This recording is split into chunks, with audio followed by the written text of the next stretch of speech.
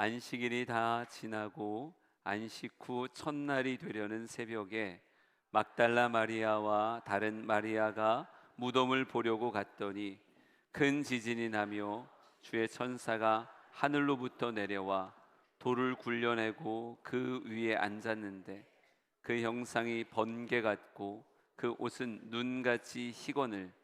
지키던 자들이 그를 무서워하여 떨며 죽은 사람과 같이 되었더라. 천사가 여자들에게 말하여 이르되 너희는 무서워하지 말라. 십자가에 못 박히신 예수를 너희가 찾는 줄을 내가 아노라.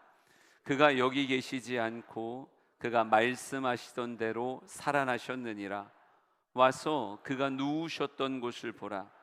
또 빨리 가서 그의 제자들에게 이르되 그가 죽은 자 가운데서 살아나셨고 너희보다 먼저 갈릴리로 가시나니 거기서 너희가 배우리라 하라. 보라, 내가 너희에게 일렀느니라 하거늘. 아멘. 우리가 사순절을 맞아서 마태복음의 이야기를 쭉 써내려가고 있기 때문에 설교 역시도 마태복음의 이야기로 우리 고난주간과 많은 시간들을 쭉 그림 그리듯 왔습니다. 오늘은 어찌 보면 그 마지막 시간으로 마태복음 28장의 이야기를 여러분에게 들려드리려고 합니다. 마태복음 28장에는요 안식일이 다 지나고 안식 후 첫날이 되려는 새벽, 이렇게 말하고 있습니다. 예수님의 십자가 사건을 지나고 난 안식 후 첫날 새벽이라고 말하고 있어요. 여러분, 안식일은 우리의 주일과도 같은 개념입니다. 일주일에 한 번씩 하나님 앞에 예배하기 위하여 늘 반복적으로 경험해 오는 그런 많은 날들 중에 하루가 안식일이라고 말할 수 있어요. 그런데 28장의 이 안식일이 이전의 안식일과 똑같은 느낌이었을까요? 아니었을 것 같아요. 굉장히 큰 사건이 벌어졌기 때문에 아마 그것으로 인해서 수근수근하는 소리들이 참 많은 그런 안식일이 아니었을까.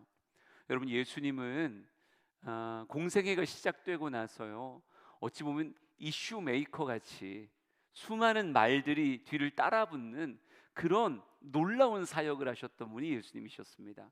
그러니까 그 시대 그 공간을 살았던 사람들에게 예수라고 하는 이름은 어제도 오늘도 내일도 계속 듣게 되는 아마 그런 이야기였을 것 같아요. 수많은 각색 병자가 예수님께 나와서 질병의 치유를 받습니다. 여러분, 그들이 집에 가서 뭐라고 얘기했을까요? 예수님이 내 병 고쳐주셨다고. 여러분, 누가 봐도 불치병이었는데, 나을 수 없는 병이었는데 그 병이 나았으니 가서 얼마나 예수 이야기를 했겠어요. 누군가는 귀신 들렸던 사람이 귀신이 떠나가게 되어서 또 그 사람의 이야기로 동네가 시끌벅적했었던 그런 일들도 있었을 겁니다. 오병이요, 칠병이요, 물 위를 걸은 예수님의 이야기, 온갖 예수에 대한 이야기가 늘 새롭게 업데이트되며, 그때 아마 조간신문이 있었으면요 늘 헤드라인은 예수님 이야기 아니었을까요? 그렇게 이슈메이커였던 그 예수가 결국 대제사장과 서기관과 바리새인들, 장로들, 그들과 대립하다가 결국 빌라도의 법정에서 사형 언도를 받고 십자가에 달려 죽었다는 거예요. 여러분, 그 이야기가 퍼진 안식일이었으니 얼마나 많은 사람들이 정말 수군수군 됐을까. 예. 안식일이 남달랐던 사람들이 많을 겁니다. 제자들에게 안식일은요 너무 큰 슬픔과 충격의 안식일이었을 것 같아요. 자신들 끝내 예수님 곁을 지키지도 못했고 자신의 이 비열한 모습이 자신을 옥죄어 왔겠죠. 예수님의 처참한 죽음 그리고 장사 지내졌다는 이야기가 이제 나는 도대체 무엇을 또 어디로 가야 되는가 하는 삶의 목적지를 잃어버린 것 같은 방황의 마음을 그들 안에 심어주지 않았을까요? 제자들 참 혼돈스러웠을 것 같아요. 정말 호사가들은 예루살렘 내내 그곳을 시끌시끌하게 떠들었을 겁니다. 대제사장이 이랬다더라, 빌라도가 이렇게 대답했다더라, 예수님 십자가에서 운명할 때 그때 막 엄청난 사건들이 있었다더라, 막 수군수군 되는 사람들이 있었겠죠. 근데 여러분, 성경에는요 그 안식일에 수군대는 것을 넘어서 굉장히 바쁘게 무언가를 꾸미는 사람들의 이야기까지도 성경은 기록되어 있더라고요. 이 이야기 한번 같이 읽어봤으면 좋겠어요. 마태복음 27장입니다. 62절에서 66절까지의 말씀을 한번 쭉 볼까요? 같이 읽습니다. 시작. 그 이튿날은 준비일 다음 날이라. 대제사장들과 바리새인들이 함께 빌라도에게 모여 이르되, 주여, 저 속이던 자가 살아있을 때 말하되 내가 사흘 후에 다시 살아나리라 한 것을 우리가 기억하노니, 그러므로 명령하여 그 무덤을 사흘까지 굳게 지키게 하소서. 그의 제자들이 와서 시체를 도둑질하여 가고 백성에게 말하되, 그가 죽은 자 가운데서 살아났다 하면 후의 속임이 전보다 더 클까 하나이다 하니, 빌라도가 이르되, 너희에게 경비병이 있으니 가서 힘대로 굳게 지키라 하거늘, 그들이 경비병과 함께 가서 돌을 인봉하고 무덤을 굳게 지키니라. 아멘.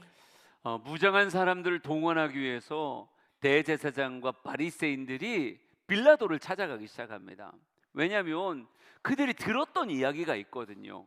저 예수가 공생애를 살아가면서 사람들에게 이야기하기를, 내가 고난을 받고 죽게 되면 사흘 후에 살아날 것이다 라고 이야기하고 다녔다라고 하는 것이 대제사장에게도 들어온 이야기였어요. 바리새인들도 알고 있던 이야기고. 그러니까 혹여나 도망쳤던 그 제자들이 몰래 밤에 와서 이 무덤을 도구라듯 시신을 빼내간다면, 혹은 무덤에 훼손한다면, 아니 수많은 사람들이 또 뭐 예수 살아났다느니 뭐 이런 얘기를 할 거 아니냐. 그러니까 이걸 사흘 동안은 굳게 지켜야 되겠다. 그러려면 경비병들을 일으켜야 되는데, 무장한 군사들을 일으키려면 누구의 허락을 받아야 되는 거예요? 총독 빌라도의 허락을 받아야 되는 거죠. 그래서 빌라도에게 쫓아가서 이렇게 말합니다. 빌라도에게, 주여, 저 속이는 자가 살아있을 때 사흘 만에 살아날 거라고 얘기했습니다. 저 거짓말쟁이 저 예수가 사흘 후에 살아난다는 이런 말도 안 되는 소리를 했으니까 혹시나 제자들이 도적질할 것을 염려합니다. 그걸 지키게 허락하세요. 그랬더니 빌라도는 다 내주더라고요. 빌라도가 이렇게 말합니다. 너희에게 경비병이 있으니 가서 힘대로 굳게 지키라, 이렇게 말해요. 여러분, 너희에게 성전 경비병들이 있지 않느냐? 가서 그럼 너희들 하고 싶은 대로 해라. 여러분, 사흘이에요. 딱 사흘간 아무도 이 무덤을 못 만지게 하면 되는 거예요.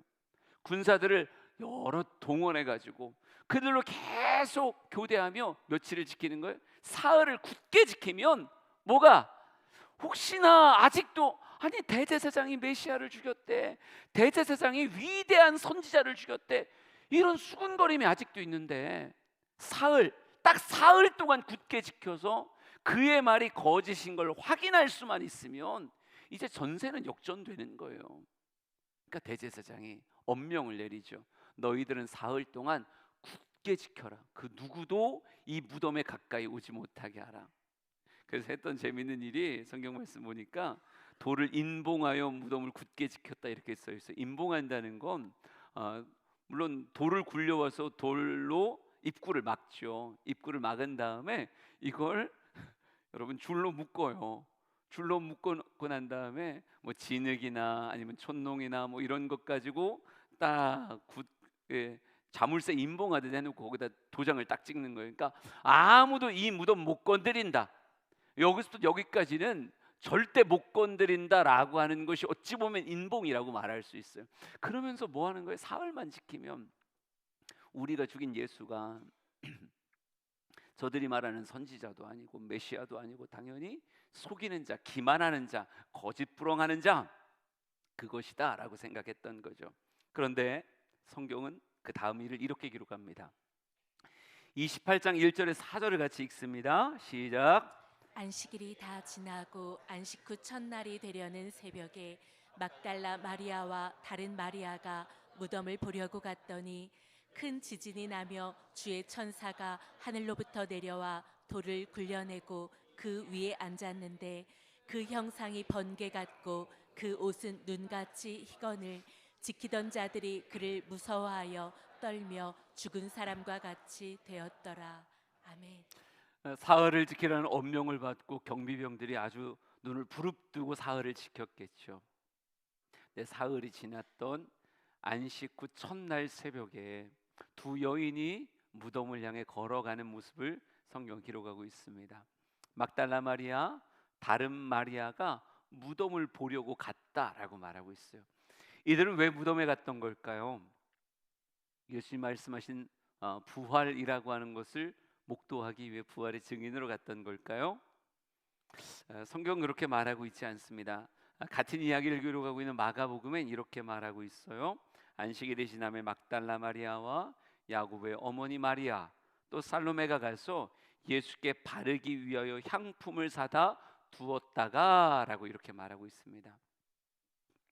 사서 가지고 있던 향품을 예수님께 발라야 되겠다라고 하는 마음을 가지고 무덤을 향해 가는 길이었어요. 분명히 예수님의 부활에 대해서 예수님 말씀하셨고 제자들이 들었고 그 이야기가 퍼져나가 심지어 대제사장 바리새인들까지도 예수 부활한다, 사흘 만에 부활한다 하는 이야기가 다 그 땅에 들렸지만 아무도 부활을 기대하는 사람은 없었어요. 당연히 대제사장, 서기관들, 바리새인들은 속이는 자라고 말하며 거짓이라고 이야기했고 심지어 가르쳤다라고 표현되어지는 예수님의 제자들까지도 이 부활의 연장을 지키는 사람이 단 한 명도 없었어요. 안 그래도 무서운 성전 경비병들이 눈을 부릅뜨고 인봉하며 가까이 오기만 해도 적대적인 감정을 드러내니까 제자들이 여전히 무서움에 떨며 그들은 다 터져 아무도 그 곁에 온 사람이 없었습니다. 그런데 예수님 시신 썩어서 냄새날 걸 가슴 아파한 예수님에게 연민의 감정을 가지고 있는 이 여인들이 용기 내서 그 시체 곁에 향품이라도 갖다 놓길 원하는 마음으로 왔던 거죠. 근데 이들이 와서 무엇을 봤던 거예요? 우리가 읽었던 성경 말씀에 깜짝 놀랄 이야기를 기록하고 있는 거예요. 큰 지진이 나고 주의 천사가 하늘로부터 내려와 돌을 굴려내고 그 위에 앉았다 이렇게 말합니다. 천사가 강림해요. 누가 딱 봐도 보통 사람이 아닌 천사가 하늘로부터 강림해서 그 사람이 도저히 들 수 없을 것 같은 그 돌을 굴려내더니 그 위에 딱하니 앉습니다. 여러분 성전 경비병들이 얼마나 놀랬든지 성경이 이렇게 써놨어요. 그를 무서워하여 떨며 죽은 자 같이 되었다. 그러니까 진짜 넋이 나간 거죠. 넋이 나가서 벌벌벌벌 떨면서 그 밑에 창이고 칼이고 다 내동댕이 쳐놓고 옆에서 벌벌벌벌 떨고 있는 거예요. 무덤 사진 하나 보여드릴게요. 발굴되진 1세기경의 동굴형 무덤이라고 얘기하더라고요. 이렇게 보면 문의 크기가 뭐 생각보다 작죠. 이제 돌을 굴려서 문을 막는 거예요. 근데 돌의 위치하고 문의 위치하고 어떤 게 더 높습니까? 돌의 위치가 더 높아요. 그러니까 돌을 굴려 닫을 때는 상대적으로 적은 힘이 필요합니다. 그런데 이 돌문을 연다라고 하는 건 생각보다 쉬운 게 아니에요. 보통 서민들의 무덤에 있어서 저 입구로 쓰는 돌을 대략 한 1톤 정도, 1000kg 정도의 돌을 가지고 문을 막는다고 그래요. 저 정도로는 문을 막아야 아무나 드나들거나 훼손하거나 이런 것이 어렵기 때문에. 근데 당시에 귀족들이나 유력자들은 더 큰 무덤을 쓰죠. 근데 예수님의 시신을 수습했던 사람을 성경은 누구라고 말할까요? 아리마대 사람 요셉이라고 말하죠. 그는 유력자였기에 빌라도에게 가서 시신을 내주시오라고 말할 수 있었던 사회적 지위를 가지고 있었던 사람이에요. 이 사람이 한 번도 쓰지 않은 자신을 위해 준비한 새 무덤에 예수님을 갖다 넣었습니다. 그러니까 유력자들의 돌문은요 최소한 2톤 이상의 돌로 문을 막았었다고 이렇게 말하더라고요. 근데 이걸 거꾸로 들어 올리듯 문을 여는 건 한 사람이 할 수 있는 게 아니에요. 그 당시 기록으로 봐도요 대략 장정들 한 20명은 붙어야 20명은 붙어서 간신히 힘을 모아야 돌이 삐거덕하고 열릴 수 있는 건데 천사가 강림하더니 돌을 한순간에 굴려버리고 그 위에 딱 앉는데 그 위압감이 경비병들을 다 얼어붙게 만들었던 거죠. 여러분 이 천사가 그 무덤을 보러 왔던 향품을 들고 있는 이 두 여인에게, 이 마리아에게 이렇게 말합니다. 28장 5절 6절 우리 같이 볼 거예요. 마태복음 28장입니다. 시작. 천사가 여자들에게 말하여 이르되 너희는 무서워하지 말라. 십자가에 못 박히신 예수를 너희가 찾는 줄을 내가 아노라. 그가 여기 계시지 않고 그가 말씀하시던 대로 살아나셨느니라. 와서 그가 누우셨던 곳을 보라. 아멘. 천사가 일가라는 걸 잘 들어보세요. 천사가 이렇게 말합니다. 그가 말씀하신 대로 살아나셨다. 와서 한번 보라. 빈 무덤이다. 이렇게 말하고 있어요. 여러분, 부활이라고 하는 사실이 선포되었지만 아무도 안 믿어요. 부활을 믿지를 않아요.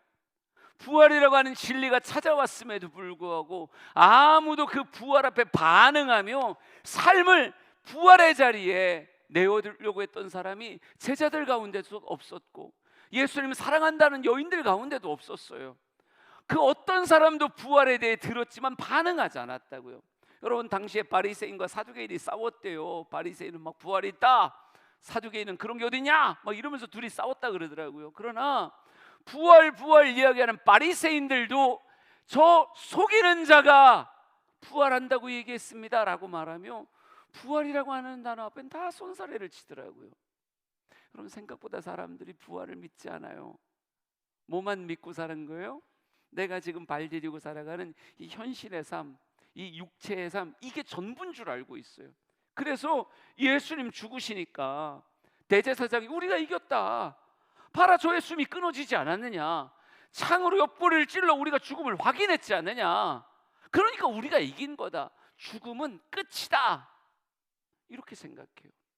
그런데 그랬던 그들에게 오늘 천사는 놀라운 이야기를 하는 거예요.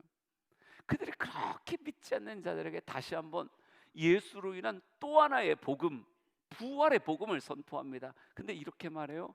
그가 말씀하시던 대로, 그가 이야기했던 대로 살아나셨다.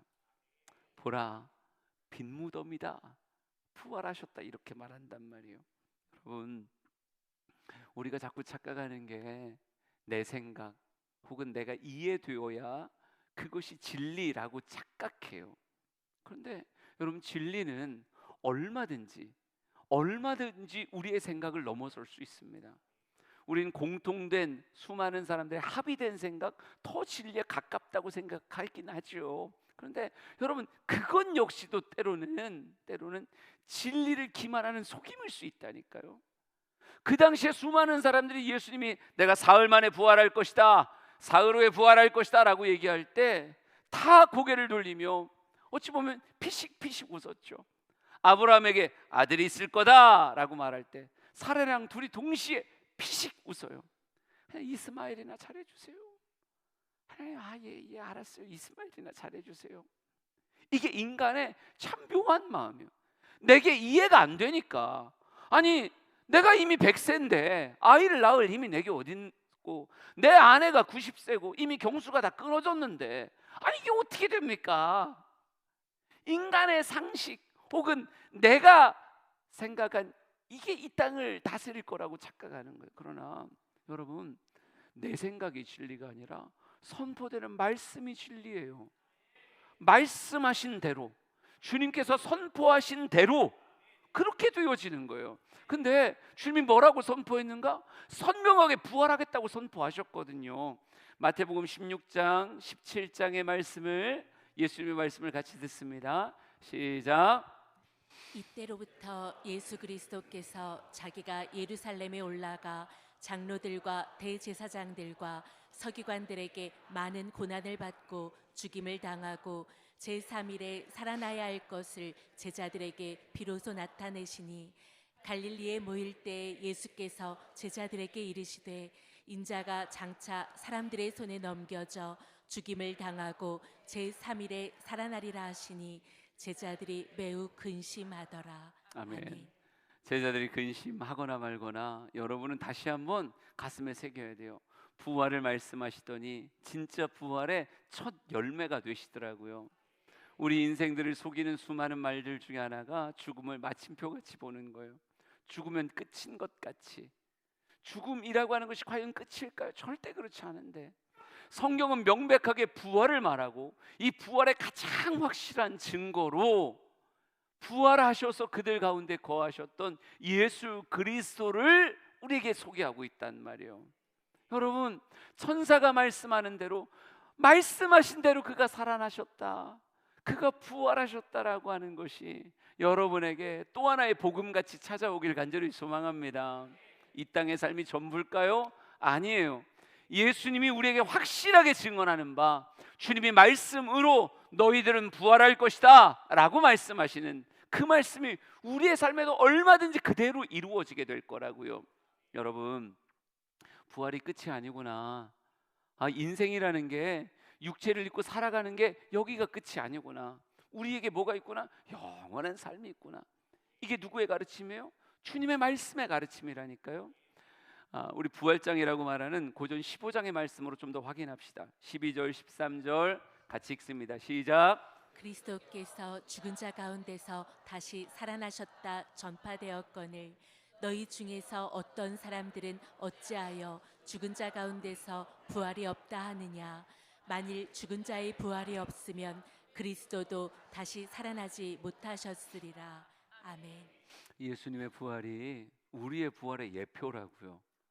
아주 선명하게 얘기하는 거예요. 너희가 부활한다. 여러분, 수많은 사람들이 부활이 있다 없다 말하지만 실제로 부활을 확실하게 믿는 사람들이 여전히 소수예요. 교회를 다니면서도 부활에 대한 확실한 믿음을 가지는 사람이 늘 소수라고요. 이런 절기 예배가 왜 필요한가? 이 절기 설교가 왜 필요한가? 거듭 얘기하지만요, 절기 설교는 어려워요. 왜? 하던 얘기 하니까요. 뻔한 얘기 하니까요. 그런데 뻔하게 들었던 얘기라고 그 얘기가 믿어지는 사람이 있기도 하지만, 뻔하게 들어도 여전히 안 믿는 사람이 있어요. 성경이 단시가든 말합니다. 그리스도께서 죽은 자 가운데서 다시 살아났다 전파되었거늘 너희 중에 어떤 사람은 어찌하여 죽은 자 가운데서 부활이 없다 하느냐. 여러분, 한 사람 한 사람이 예수의 부활이 다시 한번 각인되어지는 이 시간이 필요한 게, 자꾸 이 현세의 삶을 살다 보면 이게 전부 같아요.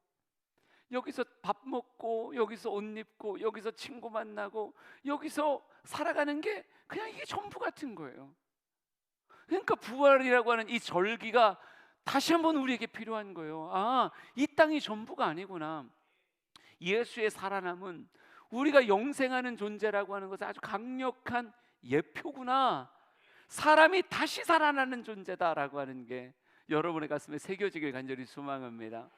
52절에서 54절 우리 부활장의 말씀을 조금만 더 읽어볼 거예요. 52절에서 54절입니다. 시작. 나팔 소리가 나매 죽은 자들이 썩지 아니할 것으로 다시 살아나고 우리도 변화되리라. 이 썩을 것이 반드시 썩지 아니할 것을 입겠고 이 죽을 것이 죽지 아니함을 입으리로다. 이 썩을 것이 썩지 아니함을 입고 이 죽을 것이 죽지 아니함을 입을 때에는 사망을 삼키고 이기리라고 기록된 말씀이 이루어지리라. 아멘. 그대로 기록된 말씀이 이루어지며 우리에게 부활의 순간이 우리에게 주어질 거라고요.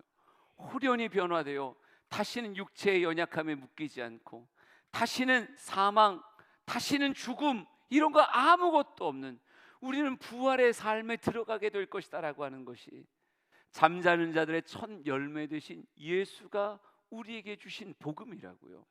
여러분, 저는 우리 사랑하는 성도들이 부활을 준비하며 살아갔으면 좋겠어요. 누가 지혜로운 겁니까? 내일을 준비하며 오늘을 사는 게 지혜로운 거 아니에요? 네. 나의 내일이 어찌할까? 내일에 대한 지식이 주어지면 그것 때문에 오늘을, 그날을 위해 구별하고 사는 게 너무 마땅한 거잖아요. 근데 성경이 끊임없이 이야기하는 건 우리가 현세의 삶을 사는 것, 이게 전부가 아니다. 이 땅이 전부가 아니고 이 땅이 때로나 우스워지는 영원의 삶이 인간에게 있다. 이걸 못 믿겠다면 예수를 보라. 예수가 부활하셨다. 그는 잠자는 자들의 첫 번째 열매가 되셨다라고 말하며 우리에게 부활의 복음을 선포하고 있단 말이죠. 우리 주양의 모든 성도들이 예수의 부활의 사건 앞에 말씀 그대로 나도 부활하는구나, 나도 영원의 삶이 주어지는구나, 이 영원의 삶이 지옥이 되지 않으려면, 우리의 영원의 삶이 천국이 되려면 이 땅의 삶을 통해 정말 예수 그리스도를 붙잡고 내 삶이 준비되어져야 되는구나 깨닫길 간절히 소망합니다. 그래, 우리의 영원의 삶이 있다는 걸 가르쳐 주시는데 하나만 더요. 그러면 이 현세의 삶을 영원을 준비하며 살아갈 때 어떻게 살아야 되는가라고 하는 것에 있어서 오늘 성경 안에 굉장히 중요한 인사이트 하나만 더 같이 보려고 합니다. 마태복음 28장 9절 10절 마지막으로 볼 건데 이렇게 쓰여져 있어요. 같이 한번 읽어볼까요? 시작. 예수께서 그들을 만나 이르시되 평안하냐 하시거늘 여자들이 나아가 그 발을 붙잡고 경배하니 이에 예수께서 이르시되 무서워하지 말라 가서 내 형제들에게 갈릴리로 가라 하라 거기서 나를 보리라 하시니라. 아멘. 예수님이 부활하셨다라고 하는 것이 우리에게 큰 의미가 되는 것 중에 하나가 뭐냐면 그 예수가 부활하셨기 때문에 더 이상 무엇에 묶이지 않아요? 육체에 묶이지 않아요. 인간의 시공에 묶이지 않는다고요. 육체를 입고 오셨던 갈릴리의 예수님은 육체를 입고 계실 땐 그 시공간에 묶여서 당연히 사셨습니다. 당연히 사셨어요. 그런데 예수님께서 이젠 부활하셔서 새로운 육체를 입으셨잖아요. 성경에 수많은 증거들이 있습니다.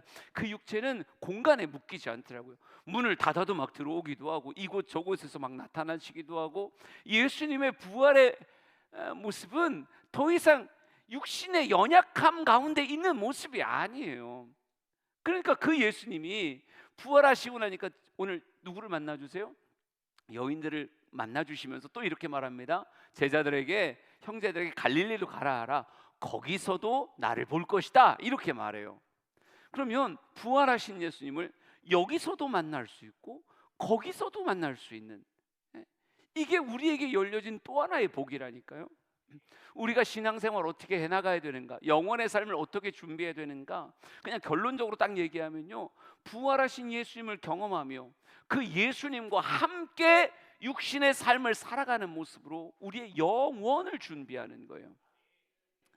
말이 조금 헷갈릴 수도 있겠지만 여러분, 주님은 더 이상 2000년 전의 과거의 예수가 아니라고요.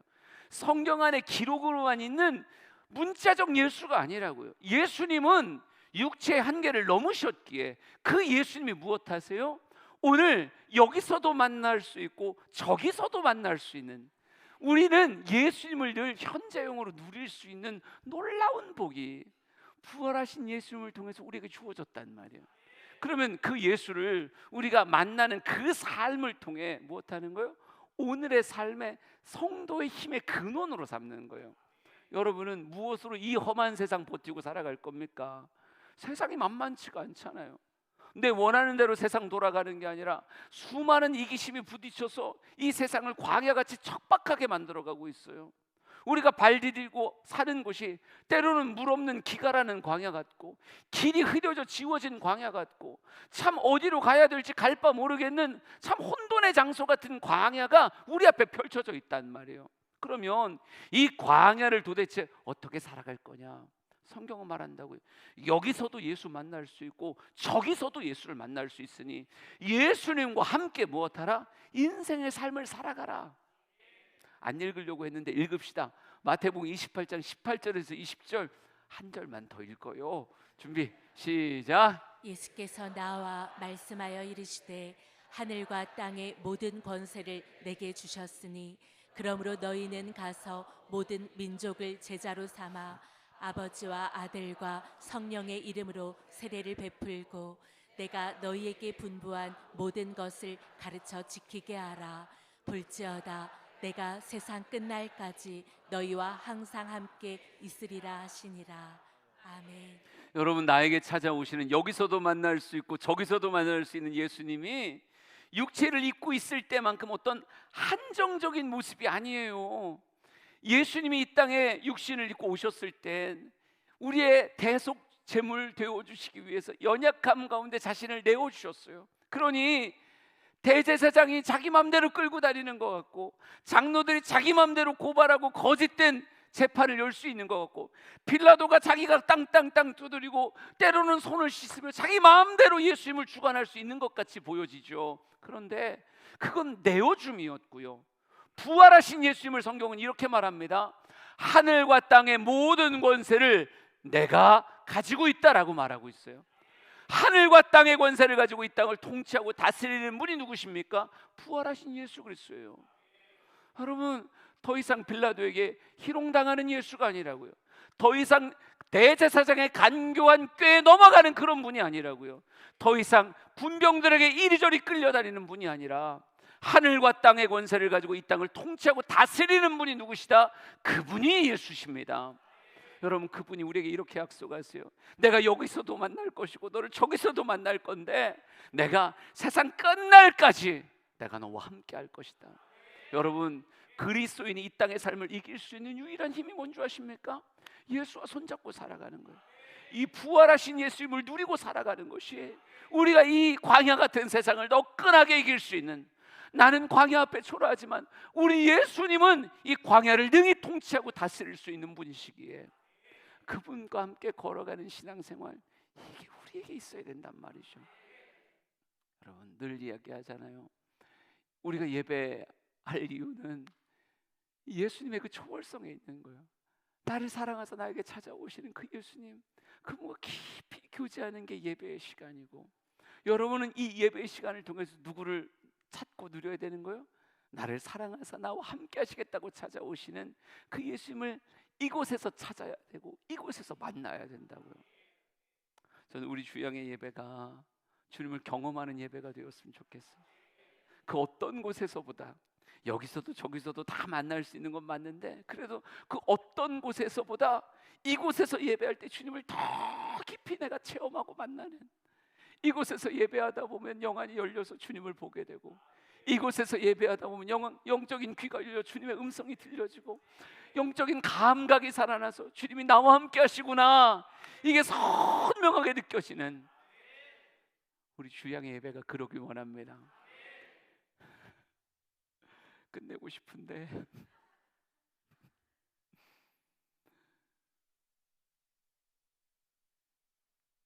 그러니까 100%로 예배하라고요. 분명히 이곳에 계신데 못 만나는 사람이 너무 많아요. 분명히 이곳에 계신데 예수님 못 찾고 그냥 계란 만들고 집에 가는 사람, 이게 뭐라고 이거? 여러분 집에 냉장고에 잔뜩 있는 게 이거요. 이거 받았다 못 받았다 이것 때문에 맘 상할 거 없어요. 이거 다 냉장고에 엄청 많아요. 이거 그럼 받아가요. 근데 계란보다 더 중요한 게 뭐예요? 그분의 임재를 내가 진짜 누리는 거예요. 그러려면 성경은 딱 하나, 너희가 온 마음으로 나를 구하면 나를 찾으리라, 나를 만나리라. 말씀대로 역사하시는 주님이 우리에게 또 하나의 말씀의 약속을 주셨는데, 이 예배가 너희들의 전심의 예배, 온 마음의 예배가 된다면 너희들은 그 예배 가운데 찾아와 함께하는 나를 찾게 될 것이다, 만나게 될 것이다. 우리 주영의 모든 성도들이 전심으로 예배하며 부활하신 예수님을 늘 예배 가운데 체험하고 체득하는 귀한 역사 있기를 간절히 소망합니다. 주님 큰 영광 받으소서. 찬양하고 기도합니다.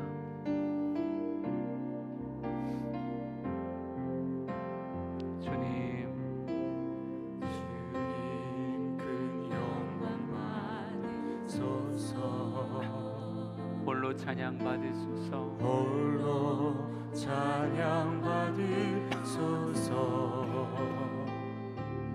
모든 이름 위에 뛰어난 그 이름, 온 땅과 하늘이 다 찬양해.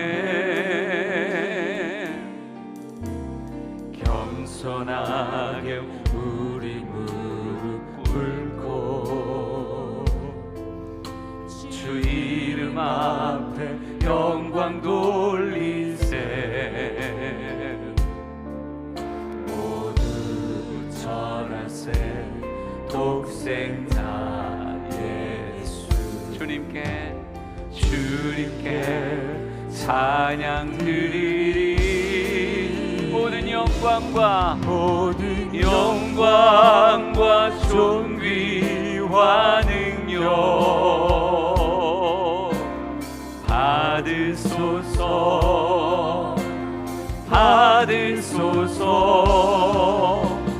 영광과 존귀와 능력 받으소서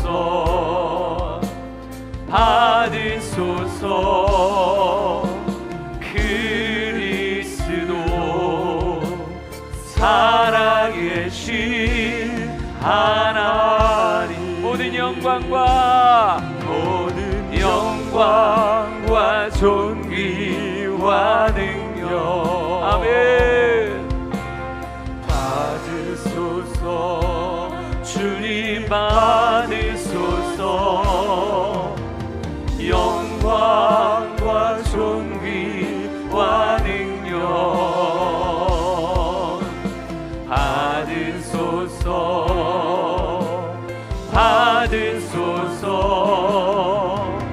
그리스도 살아계신. 우리 눈을 감고 마지막으로 찬양합시다. 모든 영광과 존귀와 능력 아멘. 받으소서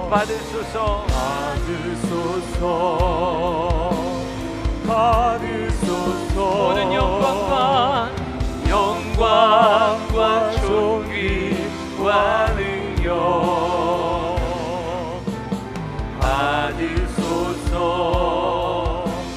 받으소서 그리스도 살아계신 하나님. 우리 같이 기도합시다. 하나님, 부활하신 예수님을 여기서 만나게 하옵소서. 여기서도 저기서도 예수님 만나게 하여 주시옵소서. 하늘과 땅의 권세를 가지신 주님의 통치가 내 삶에 임하게 하여 주시옵소서. 주여, 한번 부르시고 동성으로 같이 기도합니다. 주여.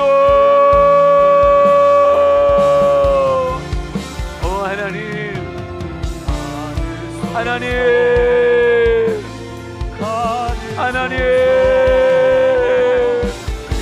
우리가 주님을 따르길 원합니다. 주님을 경배하길 원합니다. 우리가 주님을 높이길 원합니다. 주여.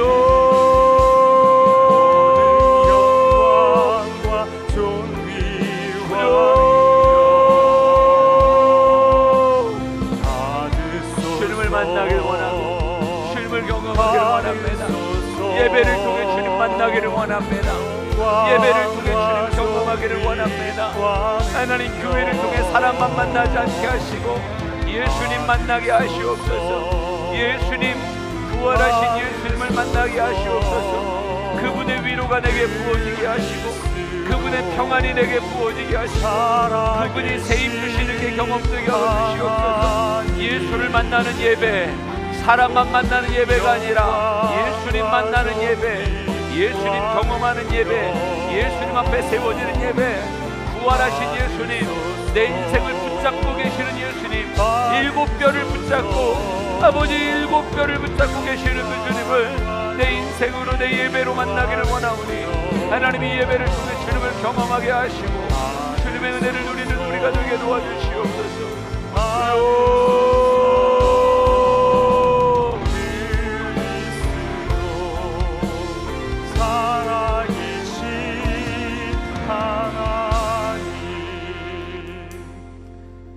사람만 만나고 집에 갈까봐 두렵습니다. 하나님, 우리는 부활하신 주님 앞에 서 있습니다. 세상 끝날까지 너희와 함께 하시겠다고 약속하셨던 부활하신 예수 그리스도의 그 약속을 가슴에 담고 예배 때마다 설레이며 나와 다른 이가 아니라 예수님 만나기를 원합니다. 온 마음으로 주님을 구할 때 나를 찾으리라, 나를 만나리라 말씀하셨던 그 말씀 가슴에 붙잡고 오늘도 주님을 찾고 오늘 주님 만나는 놀라운 은혜가 있기를 원하오니 한 번 한 번 예배를 드릴 때마다 부활하셔서 통치하시는 예수 그리스도, 그분을 경험하는 예배를 드리게 하여 주시옵소서. 우리 주양의 모든 성도의 아픔, 괴로움, 고통, 질병 주님 앞에 다 내어놓습니다. 수고하고 무거운 짐진 자들아 내게로 와라. 내가 너희를 쉬게 하겠다고 약속하셨던 그 약속 앞에 우리의 삶의 무거운 짐을 내려놓사오니 하늘과 땅을 통치하시는 권세에 있으신 예수여, 우리의 삶을 굽여 살펴주시옵소서. 우리를 불쌍히 여겨주시옵소서. 우리에게 하나님의 은혜를 베풀어 주시옵소서. 우리 모든 성도가 주님을 만났기에 주님을 누리는 자 되게 하옵소서. 이제는 예수 그리스도의 은혜와 하나님 아버지의 크신 사랑하심과 성령님의 감화 감동하심이 주 앞에 서 있는 아름다운 예배자들 머리 위에 영원토록 함께 하시길 간절히 축원하옵나이다. 아멘.